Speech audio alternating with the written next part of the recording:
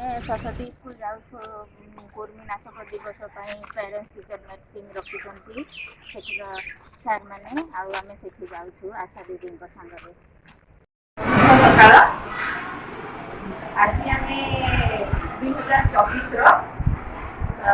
प्रथम अभिभावक बैठक आरंभ करने जाऊँ। आज मीटिंग मुख्य कारण है जो फाइलेरिया निराकरण है। फाइलेरिया जन शब्द गोड़ जो फुली जाए गोदरा गोड़ जो कहती से रोगर निराकरण मीटिंगटा रखा तो गत थर पिला दिया किंतु यही थर भी दिया हम तेणुक आमर आशा दीदी आंगनवाड़ी दीदी आपण से विषय बुझे है आमको कहुला आम गार्डियन मान मीटिंग रखिकी बुझे छुआ मान देवा तेणुक आम मु आशा दीदी मान अंगनवाड़ी दीदी को आमंत्रण कर विषय बुझे है।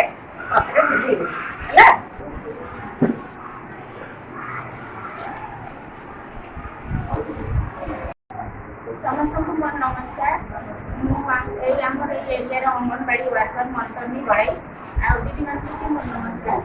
आज आम आपण दीदी मान डकईचु पेरेन्ट्स टीचर मीटिंग फाइलेरिया निराकरण आपण मानक विपद कहू। आज हूँ फाइलेरिया जमी आम पोलियो था पोलियो को सब पोलियो ड्रग देकी पोलियो मुक्त होगा आम भारत सेमती आम फाइलेरिया मुक्त करने चाहूँ।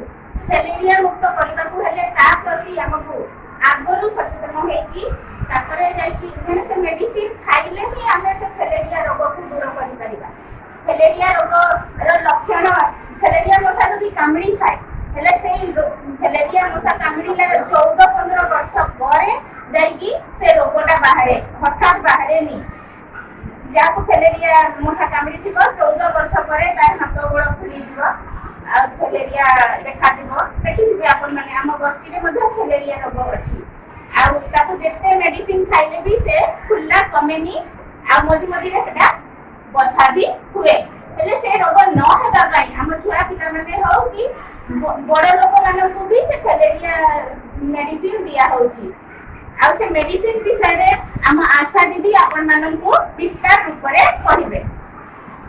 मु आपनकर अंचल में आपनकर एरिया में आशा दीदी हैला जो कि आपनकर अनेक गुडा समस्या खाय अनेक गुडा रोग ऊपर हो कि अन्य कोनोसी माने जिंस ऊपर जहाँ को समाधान करबा में सरकार पाखो आमे सुनै खबा नै खाओ।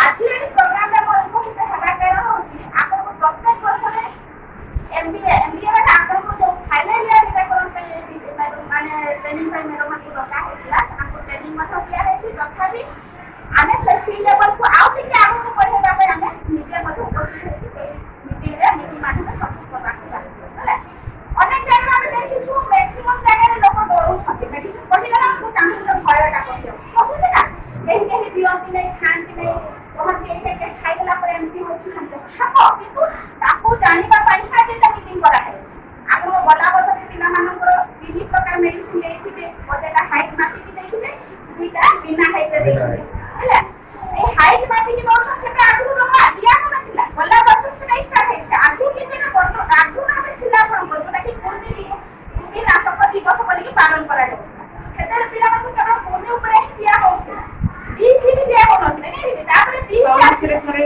तोरा के आपण को खेले दिया होते तापर धीरे धीरे आपण एनवायरमेंटल बोली को गुटे जिंस ऐड करा गला सेटा काहे की करा गला कोन पे करा गला लोक देखिले तीन प्रकार जदी मेडिसिन देखिले लोक कहउछ कि दीदी हमको मेडिसिन 6टा दे देले 7टा दे दे कहतिला किंतु ए 6टा खाता आपण निजे खाबा तो ज्वर हेले साधारण ज्वर हेले आपण 650 एमजी रो मेडिसिन खाउछथि कि नै आपणकर एरा बीसी रे केते आथि हला 100 एमजी गुटे जा हला मात्र आपणकर एनवायरमेंटल हेले मात्र 3 एम बुझले एटा रहला आपणकर 40 एमजी जोटा कुमिरा हो दिया ए अनुसार ताको दिया अछि मिसे देला आपणकर सेही मात्रा हिसाब रे को मात्रा बुझि पा माने जो आमी जरो पर पे खाउछि तीनटा मिसे देले भी सेति की मात्रा हेउ ना आपन एंटीबायोटिक ता दिया अछि आपणकर कुमिरा प्राय लोक एटा तीन प्रकार न देले सेटा काम करि माने दुई प्रकार दिया खाइते कुमिरा दोले किंतु काम करले ता दिसी ता करा हेले ता से एनवायरमेंटल का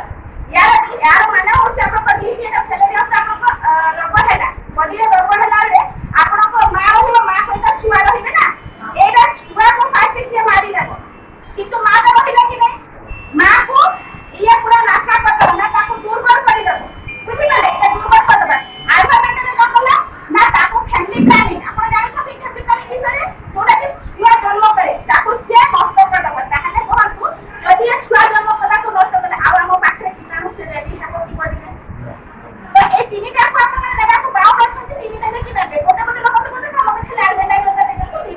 ଏଥିପାଇଁ ଏଇଟା ଦିଆହଉଛି 3 ପ୍ରକାର ବୁଝିପାରିଲେ।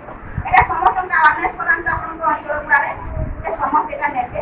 ଏଇଟା କ'ଣ ନା ଆମର ଫ୍ୟାଲେରିଆ ନାହିଁ ବୋଲି ଆମେ କହିପାରିବା ନାହିଁ, କାହିଁକି ନା ଏଇଟା ଫ୍ୟାଲେରିଆର ଲକ୍ଷଣ ଫାଷ୍ଟ ଷ୍ଟାର୍ଟଟା ହେଉଛି ଆପଣଙ୍କ ଇସ୍ନୋଫିଲିଆ। ସମସ୍ତଙ୍କର ଥଣ୍ଡାରେ ଟ୍ରାଫିକ୍ ଅଛନ୍ତି ନା ମ୍ୟାକ୍ସିମମ୍ ମାଆମାନଙ୍କ ପାଖରେ ହଉ ବା ପୁରୁଷମାନଙ୍କର ଯୋଉଟାକି ଥଣ୍ଡାରେ ଆପଣଙ୍କ ଇସ୍ନୋଫିଲିଆ ଯୋଉଟାକି ଆପଣଙ୍କ ଟେଷ୍ଟ କରିଲେ ଇସ୍ନୋଫିଲିଆ ଆମର ଅଧିକ ହେଇଯାଇଛି ଥଣ୍ଡା ବାର ଥଣ୍ଡା ହେଉଛି ମାନେ ଥଣ୍ଡା ହେଇକି ନାକ ବହୁଛି କିମ୍ବା ଥଣ୍ଡା ହେଇକି ଆପଣଙ୍କ ଦେହ ଇଏ କରୁଛି ଫୁଲି ଯାଉଛି କେତେବେଳେ କମି ଯାଉଛି ଏଇଟା ହେଉଛି ନା। ଫୁଲିବ କମିବ ତାଙ୍କର 3ଟା ଷ୍ଟେଜ୍ ମାନେ ଫାର୍ଷ୍ଟ ଷ୍ଟେଜ୍ରେ କ'ଣ ହବ ନା ଆପଣଙ୍କ ବଡି ଫୁଲିବ କମିଯିବ ବୁଝିପାରିଲେ। ଫାର୍ଷ୍ଟ ଷ୍ଟେଜ୍ ହେଉଛି ଆପଣଙ୍କର ଯୋଉ ଏଇ ଗୋଡ଼ର ଯୋଉ ଏଇ ପାଖଟା ଏଇଟା ଷ୍ଟାର୍ଟ ହେବ ଫାର୍ଷ୍ଟ ହେଲା ଗଣ୍ଠି ପାଖରେ ଯୋଉଟା ଆପଣଙ୍କ ଇଏ ପାଖଟା ଫୁଲିଯିବ କମିଯିବ ବୁଝିପାରିଲେ। ଦ୍ୱିତୀୟ କଥାରେ ତା ଉପର ଲେଭେଲଟା ବି ଫୁଲିଯିବ କିନ୍ତୁ ସେକେଣ୍ଡ ଫୁଲିବ କମିବ। କିନ୍ତୁ ଥାର୍ଡ ଷ୍ଟେଜରେ ସେ କ'ଣ କରେ ଧୀରେ ଟାଇଟ୍ ହେବାକୁ ଲାଗେ ବୁଝିପାରିଲେ। ଟାଇଟ୍ ହେଇଗଲା ମାନେ ଝାଡ଼ି ଟେଷ୍ଟ କଲା ମାନେ ସେଟା ମେଡିସିନ ତ ଖାଇବ କିନ୍ତୁ ସକ୍ସେସ୍ ନାହିଁ ହୁଏ ସେଟା। ସେଥିପାଇଁ ସରକାର ଆଗ ଦବା ଚଲାଉଛି ଯେହେତୁ କି ସେଟା ନ ହଉ ଲୋକଙ୍କ ପାଖରେ ହେଲା। ସେଥିପାଇଁ ଛୁଆମାନଙ୍କୁ ବି ଦିଆହଉଛି ତା ସହିତ ବଡ଼ମାନଙ୍କୁ ବି ଦିଆହଉଛି ହେଲା। ଆଉ ଫ୍ୟାଲେରିଆ କଲେ ଆପଣଙ୍କର ବାତ ଜ୍ୱର ଯୋଉଟା ଜ୍ୱର ହୁଏ ଜ୍ୱର ବହୁତ ପ୍ରକାର ଅଛି ଆପଣଙ୍କ ମ୍ୟାଲେରିଆ ଜ୍ୱର ବି ହେଉଛି ଆପଣଙ୍କର ହେଲା। ଆପଣଙ୍କ ଡେଙ୍ଗୁ ଜ୍ୱର ବି ଅଛି ଆପଣଙ୍କର ଡେଙ୍ଗୁର ସିମ୍ପଟମ୍ଟା ଆପଣଙ୍କୁ କହିଦେବ ଯେ ମାନେ ସପ୍ତାହ ଖଣ୍ଡେର ଜ୍ୱର ହେଲା ନା ମୁଁ ଡେଙ୍ଗୁ ଟେଷ୍ଟଟା କରେଇବି କିମ୍ବା ଆପଣଙ୍କ ଏରିଆରେ ଜ୍ୱର ହେଲା ସେ ଯାଇକି ମ୍ୟାଲେରିଆ ଟେଷ୍ଟ କରିବ। କିନ୍ତୁ ଫ୍ୟାଲେରିଆରେ ଆପଣଙ୍କ ସେମିତି କିଛି ସିମ୍ପଟମ୍ ଦିଏ ନାହିଁ ଯେ କି ଆପଣ ଯାଇକି ଟେଷ୍ଟଟା ହଉଥିବେ ହେଲା। କେତେବେଳେ ହେବ ଆପଣଙ୍କ ଅପେନ୍ର ବଡିକୁ ବାହାରିଯିବ ସେତେବେଳେ ଆପଣ ଯାଇକି ଫ୍ୟାଲେରିଆ ଟେଷ୍ଟଟା କରାଉଛନ୍ତି। ଆପଣଙ୍କ ସିମ୍ପଟମ୍ ଯୋଉଟା ମୋବାଇଲରେ ସେଟା ଦଉଥିବ କିନ୍ତୁ ଆପଣ ଜାଣିପାରିବେ ନାହିଁ। ସେଟା କ'ଣ ହୁଏ ଆପଣଙ୍କ 10-15 ବର୍ଷ ପରେ କ'ଣ ହୁଏ ବଡିକୁ ସିଏ ପୁରାପୁରି ସିଏ ବଦଳ କରିବ। ଆସି ରେଡି ହଉ ତାପରେ ସେ 10-15 ବର୍ଷ ପରେ ସେ କ'ଣ କରିବ ସେ ଅପେନ୍ ବଡିକୁ ଆସିଯିବ ଫୁଲିଗଲା ପରେ ଆପଣ ମେଡିସିନ ଖାଇବେ ଆଜ୍ଞା ହେଲା। କିନ୍ତୁ ଆପଣଙ୍କୁ ସେଟା ସକ୍ସେସ୍ ହୁଏ ନାହିଁ। ସେଥିପାଇଁ ସରକାର ଆଜି ପର୍ଯ୍ୟନ୍ତ ଆଉ କାହାର ବି ଫ୍ୟାଲେରିଆ ଭଲ ହିଁ ହେଇନି। ଯାହାର ୱାନ୍ସ ଥରେ ହେଇଗଲା ମାନେ ଆଉ ତାର ଆମ ଏରିଆରେ ଆପଣ କହିପାରିବେ ନାହିଁ କି ଆମ ଏରିଆରେ ନାହାନ୍ତି ଫ୍ୟାଲେରିଆ ପେସେଣ୍ଟ। ଆପଣଙ୍କ ବଡିକୁ ସମସ୍ତଙ୍କ ପାଖରେ ଇସ୍ନୋଫିଲିଆ ଅଛି ଆପଣ ଯଦି ସେଠୁ ନାହିଁ ଖାଇଲେ ମାନେ ତାକୁ ଅଟୋମେଟିକ୍ ଆପଣଙ୍କୁ 10-15 ବର୍ଷ ପରେ ତାର ବଢିଯିବ। ତାପରେ ଥରେ ସେ କୁର୍ମି ହେଲା ମାନେ ସେଟା କ'ଣ করে ବାନ୍ଧି ସିଷ୍ଟମ୍ ବାନ୍ଧି ତାକୁ ମଟାଣିଆ କରିବେ ହେଲା ଆଉ ନଷ୍ଟ କରିପାରିବେ। ସେଇଥିପାଇଁ ଏଇଟା ଚଲେଇଛନ୍ତି ଆପଣମାନେ ପାଖାପାଖି ହଁ ଏବେ ଖାଇଲେ ସାଇଡ୍ ଇଫେକ୍ଟ କ'ଣ ଅଛି ଆପଣମାନେ ଖାଇଲେ ଟିକେ ମୁଣ୍ଡ ବୁଲେଇ ପାରେ ବାନ୍ତି ଲାଗିପାରେ କିମ୍ବା ଆପଣଙ୍କର ସିମ୍ପଟମ୍ ଗୁଡ଼ା ଅଛି ଯୋଉ ପ୍ରକାର ଲାଗିଥିବ ମାନେ କାହାକୁ ମୁଣ୍ଡ ବୁଲେଇ ବାନ୍ତି ହେଇଯାଇଥିବ କାହାକୁ ଜ୍ୱର ଲାଗିବ କିମ୍ବା ଜ୍ୱର ଆସି ବି ଯାଇଥିବ କିନ୍ତୁ ଡରିବାର ନାହିଁ। ଆମେ ଜାଣିପାରିଲୁ ଯେ ଆମ ବଡିରେ ସେଇ କୀଟାଣୁଟା କିଛି ପରିମାଣରେ ରହିଛି ଯୋଉଟା ପାଇଁ ଆମକୁ ସେଇ ସିମ୍ପଟମ୍ଟା ଦେଲା ଆମକୁ ସଚେତନ ହେବା କଥା ହେଲା।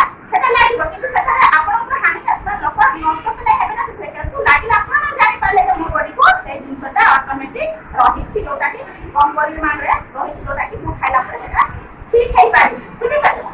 ଦ୍ୱିତୀୟ କଥା ହେଲା ଆପଣଙ୍କର କୋଉମାନଙ୍କୁ ଆମେ ଏଇଟା ଦେଇପାରିବା ନାହିଁ 2 ବର୍ଷରୁ କମ୍ ଶିଶୁ ଯୋଉମାନେ 2 ବର୍ଷରୁ କମ୍ କାହିଁକି କୁହାଯାଇଛି 2 ବର୍ଷରୁ କମ୍ ଶିଶୁକୁ ଦେବା ନାହିଁ।